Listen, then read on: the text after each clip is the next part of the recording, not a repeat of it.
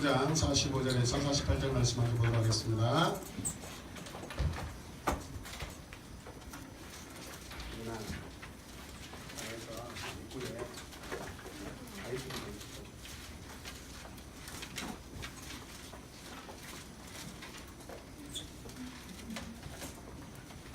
하셨나요?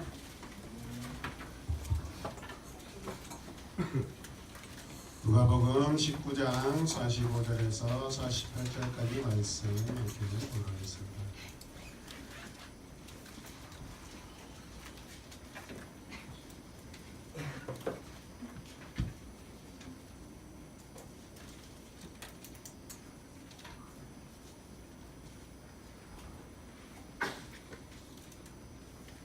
입구에 충전되어 있어요.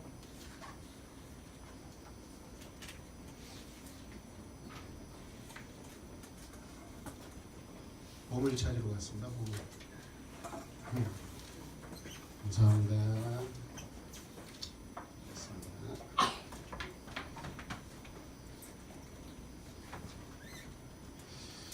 자, 제가 한 절, 여러분들이 한 절 번갈아 교도하겠습니다. 제가 읽을게요. 예수께서 성전에 들어가셔서 장사하는 사람들을 내쫓으시며 그들에게 말씀하셨다. 성전에 기록하기를 내 집은 기도하는 집이 될 것이다 하였다. 그런데 너희는 그것을 강도들의 소굴로 만들어버렸다. 예수께서 날마다 성전에서 가르치셨다. 대제사장들과 율법학자들과 백성의 우두머리들이 예수를 없애버리려고 꾀하고 있었으나 어찌해야 할지 담보를 알지 못하였다. 백성이 모두 그의 말씀을 열심히 듣고 있었기 때문이다. 아멘. 오늘은 본문 말씀을 가지고 교회는 항상 새로워져야 한다. 같이 고백합시다. 교회는 항상 새로워져야 한다. 교회는 항상 새로워져야 한다. 아멘. 우리는 이 땅에 세워진 교회들이 하나님 보시기에 좋은 교회가 되길 원합니다. 아멘. 아멘. 이 땅에 세워진 교회들은 주님의 흘리신 피와 찢기신 살을 통하여서 그분의 희생을 통하여서 고난을 통하여서 세워진 줄로 믿습니다. 그래서 반드시 이 땅의 교회는 좋은 교회가 됩니다. 아멘이죠? 교회 자체는 좋죠. 자, 어느 마을에 도둑이 계속 들어서 마을이 분위기가 뒤숭숭해졌습니다. 그런데 마을에 판매사에 다니는 부인이 있었는데 공교롭게도 그 집에만 계속 도둑이 드는 거예요. 도둑이 들어도 다른 것은 안 가져가고 그 부인의 구두만 가져갑니다. 동네 사람들이 모이면 방법 대책을 세워야 한다는 의견들이 나눠지곤 했습니다. 그런데 얼마 후에 그 집에서 도둑을 잡게 되었습니다. 남편이 없는 어느 날 부인이 남편 가방이 마루에 놓여 있기에 열어보았더니 세상에나 그 속에 잃어버린 구두들이 다 들어있는 것입니다. 구두들을 보면서 이전에 남편이 자신에게 이렇게 행했던 그런 모습들이 떠올랐습니다. 자신의 직업이 많이 걸어다니는 직업이기 때문에 남편은 항상 부인의 구두굽을 이렇게 바라보곤 했다는 것이죠. 그러더니 그 후부터 구두가 없어지기 시작했습니다. 그것을 알게 되었습니다. 아마 새 구두를 신으라는 말을 하기가 마음이 아파서 달아빠진 구두를 감추어 왔던 것 같습니다. 이런 경우 남편이 돌아왔을 때 뭐라고 해야 될까? 야, 이 도둑놈아! 그래야 될까요? 아니면 오 여보 땡큐.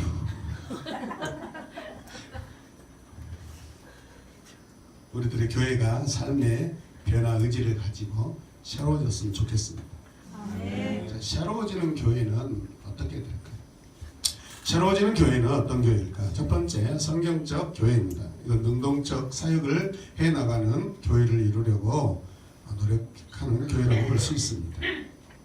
운동은 숫자를 늘리기 위한 그런 목적이 있죠. 그러나 사역 중심은 예수님의 인격을 닮아서 봉사하는 것입니다. 이해되십니까? 두 번째는 철저하게 하나님 중심 교회가 교회를 이루어야 합니다. 사람 중심이 아닌 하나님 중심 교회입니다. 그렇기 때문에 우리는 많은 성경 공부, 또 양육, 기도 사역, 찬양 사역, 예배 사역, 또 선교 사역 등을 지속적으로 우리는 해야 되는 줄로 믿습니다. 세 번째, 같이 읽어요. 시작.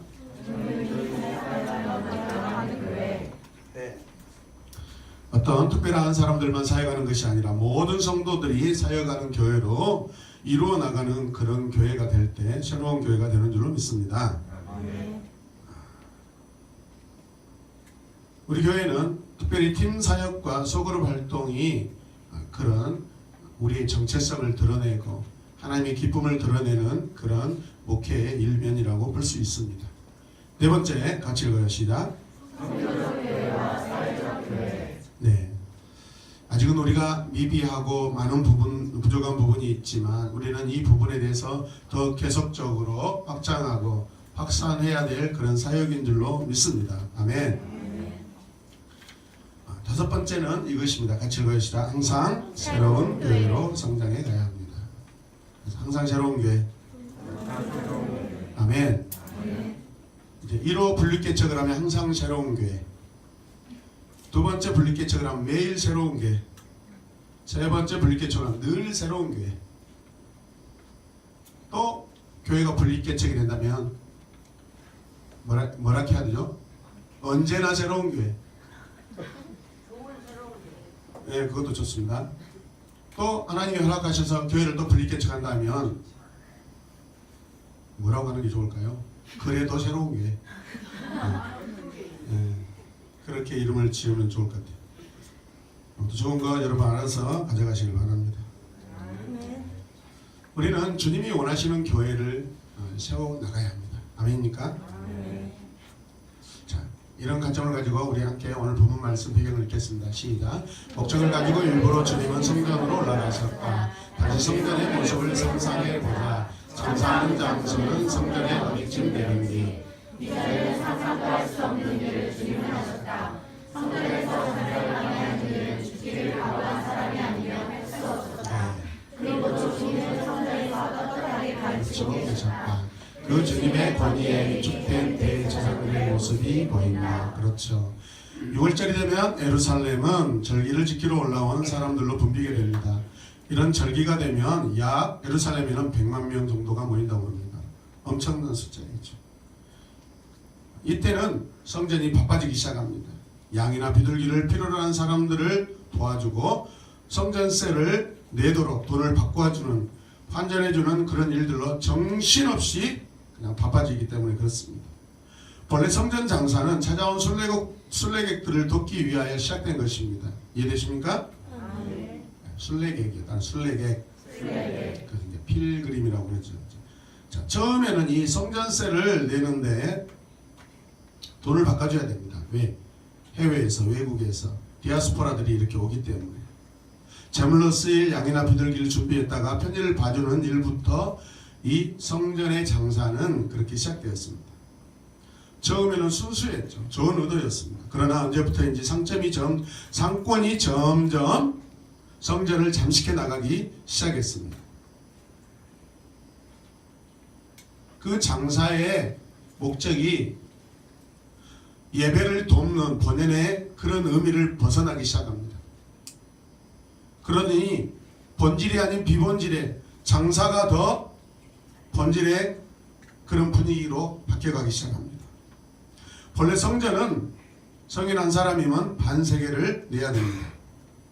이 반세계를 바꾸기 위해서는 환전 차액은 물론이고 수수료만도 어른 반나절의 임금의 그 금액이 필요하대요. 다시 말하면 2분의 1 데나리온이 지불돼야 된다는 것이죠. 이렇게 말해도 여러분은 잘 모르겠죠. 그럼 그냥 넘어가는 게 좋습니다.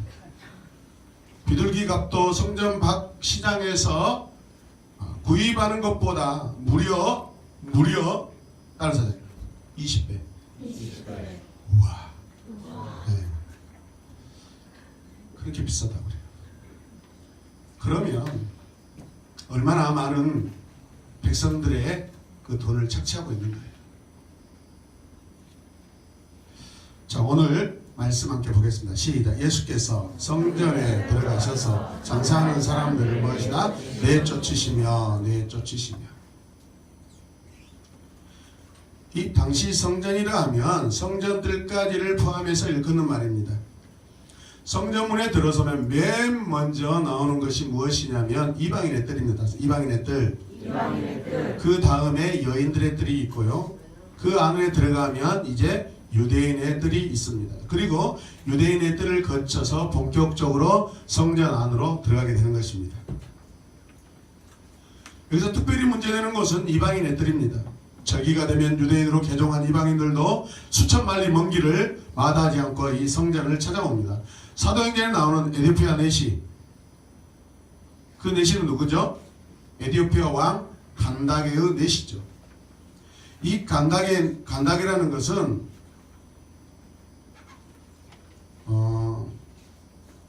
노예의 왕이라 그런 의미를 가지고 있어요. 엄청난 이 여왕이지만은 굉장히 특별한 그런 사람이죠. 이 에디오피아 여왕 간다게의 내시가 바로 그런 사람들입니다. 사도행전 8장 27절에 나오는 말씀이에요. 멀리 찾아온 사람들임에도 불구하고 이들은 이방인의 뜰에만 들어가게 되어 있습니다. 더 안에 들어가지 못해요. 허락되지 않았습니다. 이해되십니까? 자, 이방인의 뜰은 이들에게 있어서 유일한 기도 장소고 예배 장소입니다. 예수님은 바로 이 이방인의 뜰인 성전으로 들어가셨습니다. 올라가자마자 노끈으로 채찍을 만들어서 휘두르시며 소와 양과 비둘기를 다친 대로 내쫓습니다. 상 위에 놓여있는 돌을 다 흩으시고 상을 다 엎으셨어요. 사실은 이 시간에 제가 뭘 준비하려고 그랬는데 준비를 못했어요. 깜짝 놀라게 해주려다가 그냥 이걸 준비를 못했다 이 말이에요. 아시면 좋겠어. 막 상을 엎으려고 그랬는데 준비가 안 돼가지고 지금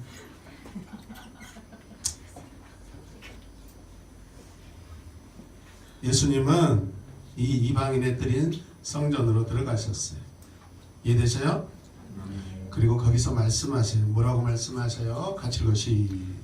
내려티브로 읽겠습니다. 시작. 이것이 여기서 가져가라. 내 아버지 집을 장사하는 집으로 만들지 마라.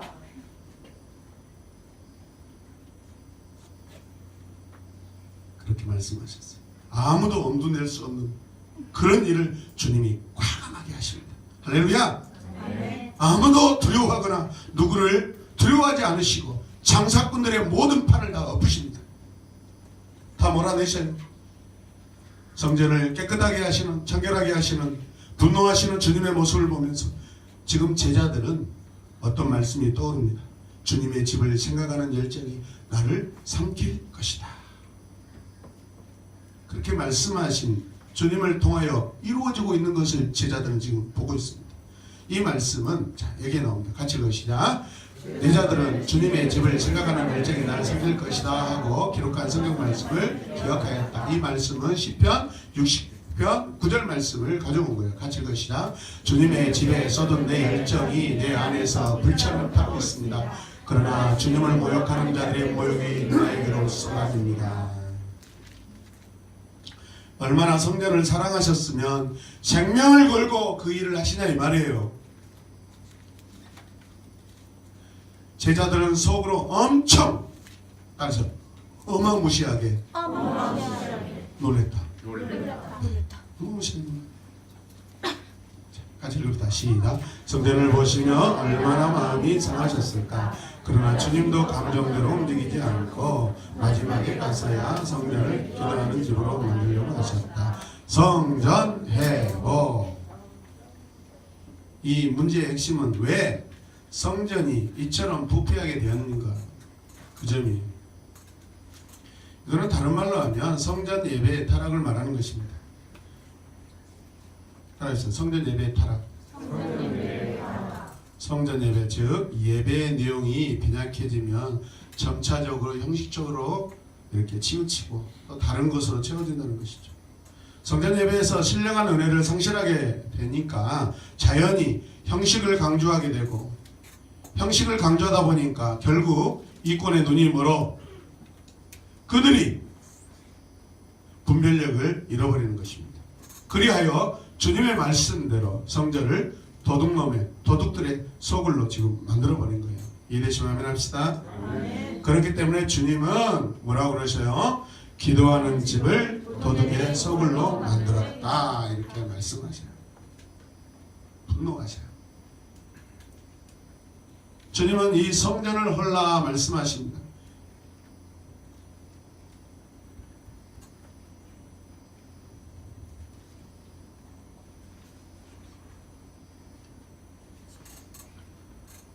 주님의 말씀은 그대로 이루어지는데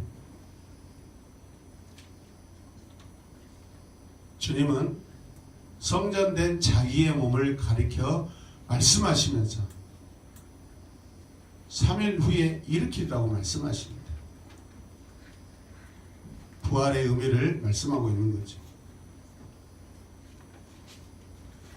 주님은 십자가의 죽으심으로 말미암아 이 모든 이들의 죄악에서 건져내고 주의 이름으로 성령 안에 계실 거하기를 원하는 그런 마음으로 참된 성전 예배가 이루어질 것을 사모하는 것입니다. 할렐루야. 46절 말씀 같이 읽읍시다. 시작. 그들에게 말씀하셨다. 성경에 기록하기를 내 집은 기도하는 집이 될 것이다 하였다. 그런데 너희는 그것을 강도들의 소굴로 만들어 버렸다. 여러분, 교회는 가장 먼저 뭐 하는 것이어야 돼요? 기도하는 것이야. 예배하는 것이어야 돼요. 기도하는 것이야. 성전은 기도하고 말씀을 듣는 것이에요. 이것이 약화되면 그 다음에 인간적인 것들로 교회는 채워지게 되고 성전은 채워지게 되었던 것이죠.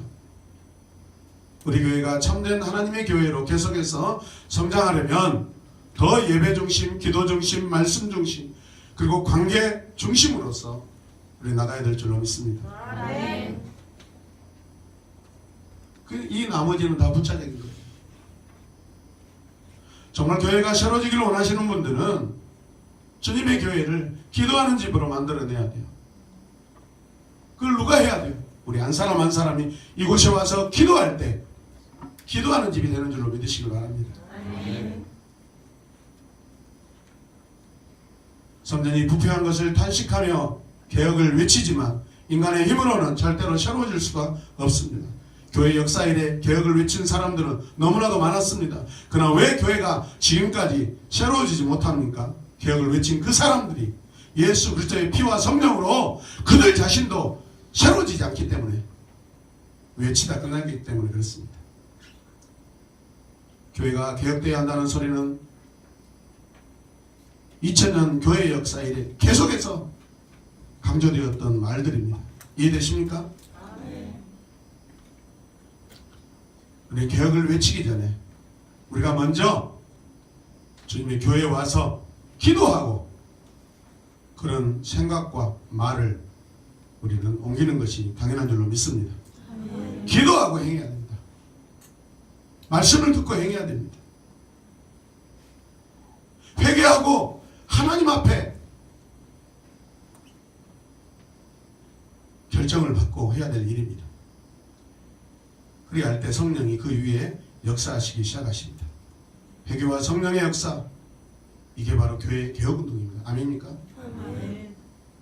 스가랴 선지자가 외친 말씀이 있습니다. 같이 읽겠습니다. 시작. 이는 힘으로 되지 아니하며 능으로 되지 아니하고 오직 나의 신으로 되느니라. 성령으로 된다는 거예요. 아멘이죠. 하나님의 영으로 된다는 것입니다. 자, 우리 이렇게 선포하겠습니다. 같이 읽어요. 시작. 교회 개혁을 벌이는 사람들은 많다. 그러나 교회 개혁은 교회를 기도하는 집으로 만드는 것이지 어떤 행정개혁을 의미하는 것이 아니다. 오늘의 교회도 기도 모임으로 이루어져야 한다. 아멘.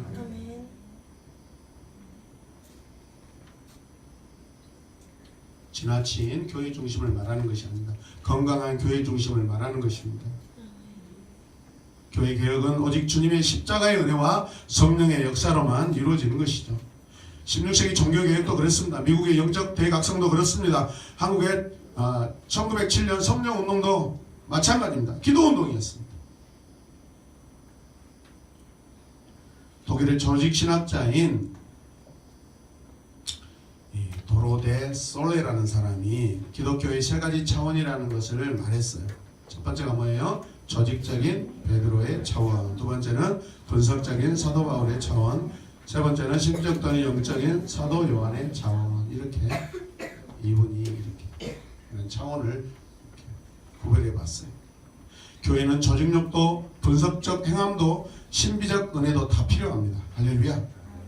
한쪽으로 치우치면 안 됩니다.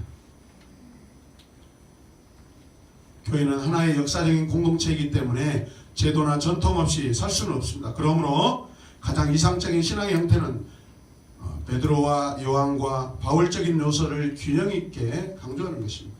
아멘이죠. 우리 개인적 신앙도 마찬가지입니다. 말씀과 기도와 찬양과 예배와 또 우리의 거룩한 삶, 이게 다 균형 있게 이루어져야 됩니다. 교회도 지향하는 것이 마찬가지입니다. 우리 교회는 이런 부분들을 그래도 나름대로 잘하려고 최선을 다하고 있는 줄로 믿습니다. 그러면서 교회는 계속해서 새로워져야 되는데 시대에 맞는 옷을 입어야 됩니다. 철따라 옷을 입듯이 교회가 항상 새로워지기를 원합니다. 그래야 모든 변화의 지점에 교회가 서 있어야 돼요. 어른들을 만나면 그럽니다. 오늘도 시찰의 목사님들을 만났는데 그분들은 목회한 지가 20년, 25년째. 최근에 개척한 교회 목사님들을 위로, 설날이 다가오니까 위로해 주시려고 우리를 모아가지고 후배 목사님들을 위로하는데 그런 이야기입니다. 최선을 다해야 된다, 여러분들. 물론 저희들이 개척할 때하고 지금은 여러분들 상황이 다릅니다. 그런데 분명한 목회 가치관을 붙잡고 해야 된다. 힘들어도 성도들 버리고 떠나지 말고, 힘들어도 힘들다고 하나님 원망하지 말고 하나님께 처음 받았던 그 첫 마음을 가지고 하라는 거예요. 할렐루야. 우리 노예 어떤 목사님이 계신데 그분은 마치 언뜻 보면 마치 고추 같아요. 근데 그분은 무려 예배당 건축을 4번인가 하셔요. 그분 볼 때 참 신기해요. 뭐 설교도 뭐 막 탁월하게 막 잘한 것 같지는 않으셔요. 근데 그 마음속에는 주님을 사랑하는, 교회를 사랑하는, 그냥 흔들리지 않는 분명한 목회관이 있으셔요. 할렐루야. 외모로 보기에는 정말로 부족한 분이셔요. 근데 내적인 그 마음은 달라요. 하나님을 향한 열정, 변하지 않는 신뢰. 할렐루야. 우리는 시대의 변화에 중심에 서 있어야 돼요. 교회가 세상을 리드해야 되죠. 세상이 교회를 리드해 가면 되겠습니까? 자, 그런데 옷을 입는 것도 중요하지만 더 중요한 것은 뭐예요? 몸이에요. 몸. 여러분, 옷은 몸을 위해 입는 것이지 몸이 옷을 위해 입는 것이 아니에요. 그건 강남 스타일이고. 같이 고백합시다. 시작. 몸을 위해 옷이 있다. 옷은 몸을 위해 있다. 몸이 뭐예요? 교회예요. 교회. 이 몸된 교회 그리스도께서 어디에 계세요? 머리로 계세요. 할렐루야. 주님은 교회의 머리셔요. 이해되시면 아멘 합시다. 몸의 지체로 저와 여러분들은 골고루 지체로서 분포되어 있고 다 붙어 있어요. 옷은 몸에 그냥 맞게 입으면 됩니다. 교회는 옷이 아니고 몸입니다. 할렐루야. 몸된 교회는 주님의 십자가의 은혜와 성령의 역사로만 온전히 변화가 될 줄로 믿습니다. 루터의 종교개혁은 로마 교황청에 의해서 믿음의 근본 뿌리가 뿌리채 흔들렸던 그런 시대입니다. 오직 예수 그리스도만을 믿음으로 구원받는 것이 아니라 교황의 명령을 지켜야 구원을 얻는다는 로마 가톨릭을 믿고 있었던 거예요. 예를 들면 죽은 사람이 연옥에 가 있는데 교황이 발행한 속죄권, 면죄부, 그 속죄권을 사면 그 돈이 현금함에 떨어질 때, 땡그랑 떨어질 때 연옥에서 천국으로 옮겨간다는 거예요. 다시 말하면 행위로 구원을 얻을 수 있다고 주장하는 것이 바로 그것들이에요. 거기에 한 거에서 교황의 그런 주장의 한 거에서 일어난 개혁운동이 16세기 종교개혁운동이에요. 이해되십니까? 그렇기 때문에 루터의 종교개혁은 교황과의 싸움이었어요. 거짓 진리와의 싸움이었어요. 이때 싸움은 교황의 권위만 무너뜨리면 교회가 갱신될 수 있었습니다. 그러나 새로운 종교개혁, 지금 이 시대 우리에게 필요한 종교개혁은 어떤 한 사람, 어떤 한 나라를 무너뜨려서 세워지는 그런 개혁이 아니라는 거예요.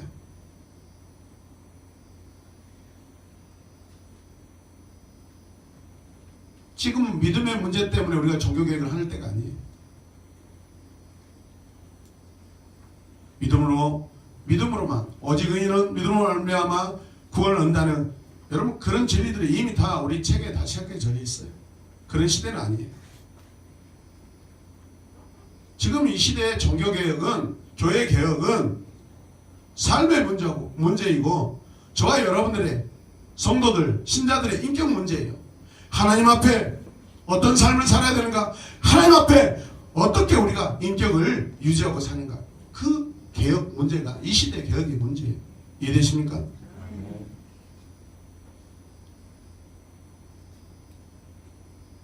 지금 교회의 문제는 저나 여러분의 인격 문제라는 거예요. 삶의 문제예요. 믿는 대로 살지 않아서 문제지, 여러분 교리가 잘못된 것이 아니에요. 누가 교회를 위해서 폭리를 취하고 있어요? 누가 교회를 이용해서 살인 사욕을 취합니까? 저나 여러분이나 모두가 죄의 근성으로 가득 차서 내 생각으로, 내 의지로 절대로 바른 삶을 살 수 없다는 것을 여러분 고백하시길 바랍니다. 인정하시길 바랍니다. 신앙의 길이란, 같이 읽어요. 시작. 신앙의 길이란 최선을 다해야 조금 앞으로 나아갈 뿐이고 세속으로 가는 길은 노력하지 않아도 저절로 가게 됩니다. 경건한 신앙생활은 연구하고 연구해도 조금씩밖에 나아가지 못해요. 그러나 죄된 삶은 가만히 내버려놔도 저절로 오토매틱으로 이루어지는 것이 죄된 삶이에요. 왜? 그 이유가 뭐예요? 우리는 죄로 가득한 존재이기 때문에 그래요. 이러시면 아멘 합시다. 그렇다면 어떻게 우리는 신앙의 길을 갈 수 있냐? 자기의 거짓된 성전을 헐어야 돼요. 주님은 오늘 말씀에 보니까 내쫓으셨다고 했어요. 원어에 보면 에크발로 했다 했어요. 에크발로.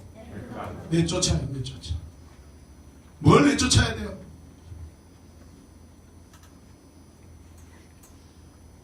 거짓된 모든 것들을 다 내쫓고 우리는 주님 앞에, 십자가 앞에 더 나아가야 돼요. 할렐루야. 오직 주님의 피 공로로만 내가 살 수 있다는 사실을 날마다 고백해야 돼요. 성령의 도움을 간구하십시오. 철저하게 믿음에 있어서 살면 성령은 도와주십니다. 성령이 우리에게 오셨다는 것은 이미 그렇게 살 수 있는 힘을 우리에게 주셨는데 그걸 의지하라는 거예요. 아멘입니까? 아멘.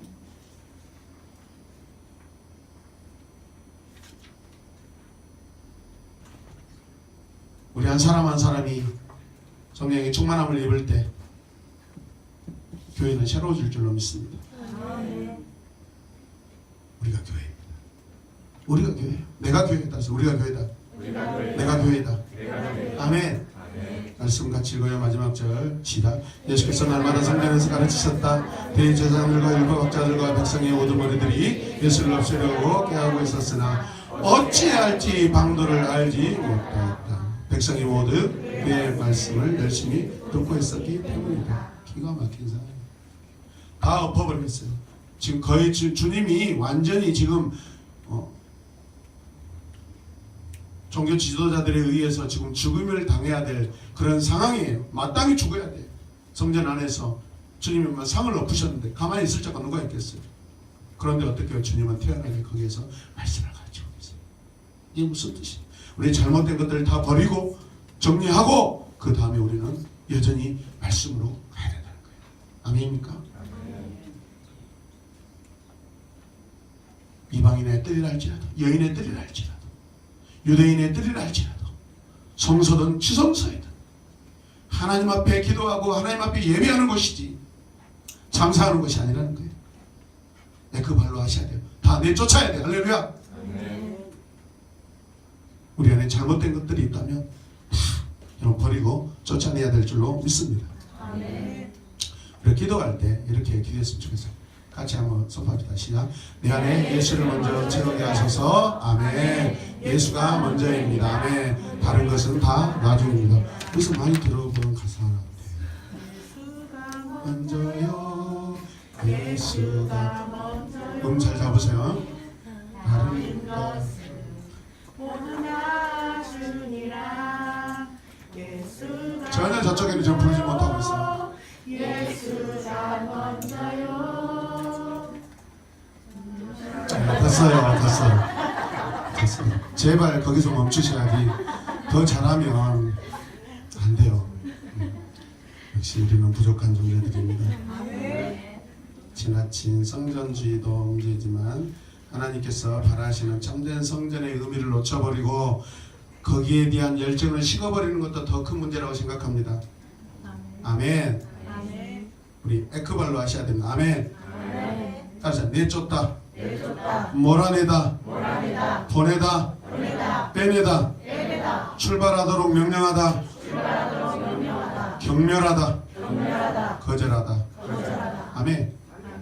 거룩한 성전에서 정사하려는 습관, 교회 안에서 정사하려는 습관, 내 자신을 가지고 주님의 인격을 가지고 주님의 몸을 가지고 주님의 교회를 가지고 마치 자기 몸을 팔고 마음을 파는 그런 잘못된 것들 내쫓아야 됩니다. 할렐루야. 그 발로 하십시오. 아멘. 자, 그러기 위해서는 원래 어떻게 해야 돼요? 기도. 알았어, 기도하자. 엎드려서 기도하자. 주님 앞에 엎드려 기도합시다. 아멘. 진정한 기도로 우리는 십자가를 더 붙들어야 될 줄로 믿습니다. 혹여 이 시간 내 안에 예수가 없다면 그 예수님을 얻는 믿음을 달라고 기도하십시오. 그리고 몸과 마음과 뜻 모든 것을 다하여 지정의를 다하여 그 믿음을 따라 살아갑시다. 그럴 때에만 성령 안에서 진정 하나님 우리를 통해 일하실 줄로 믿습니다. 나를 통해 계속해서 새 역사에 새로운 교회로 계속해서 우리를 사용하실 줄로 믿습니다. 성전된 나는 기도하는 곳입니다. 성전된 나는 예배하는 곳입니다. 아멘. 나는 예배입니다. 아멘. 나는 기도 그 자체예요. 할렐루야. 장사하는 몸 마음으로 만들지 마십시오. 이해되십니까? 한 번 더 우리 말씀을 읽고 기도하겠습니다. 시작. 예수께서 날마다 성전에서 가르치셨다. 대인 제사장들과 율법학자들과 백성들의 우물을 예수를 없애버리려고 하고 있었으나 어찌해야 할지 방법을 알지 못하였다. 백성이 모두 그의 말씀을 열심히 듣고 있었기 때문입니다. 아멘. 어떤 어려움과 힘들어도 주의 말씀을 우리가 본질로 붙잡고 있으면 세상도 우리를 어떻게 할 수가 없어요. 아멘.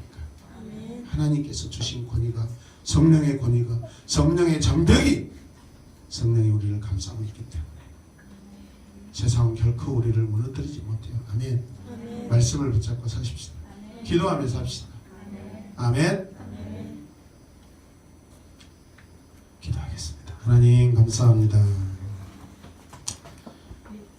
주님만 더 사랑하게 하여 주시옵소서. 우리는 밖에서 경건을 찾고 거룩을 찾고 있는데 성전된 나 자신이 교회이고 성전이고 주의 몸인 줄로 믿습니다.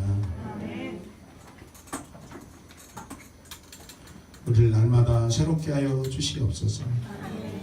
새로워지길 원하시는 성령님의 인도를 따라 우리가 순종하게 하여 주시옵소서. 기도하고 하나님을 예배하는데 진정으로 모든 것을 드리게 하여 주시옵소서. 모든 것 감사드리며 주님 이 시간 혹여라도 성전된 우리의 몸과 마음이 상처받고 아픈 심령이 있다면 주여 치료하여 주시옵소서. 위로하여 주시옵소서. 용기를 주시옵소서. 힘을 주시옵소서. 성령께서 손을 붙잡고 계신 줄로 믿습니다. 모든 것 감사드리며 예수님의 이름으로 기도드렸습니다. 아멘. 하나님께 감사합니다. 아멘.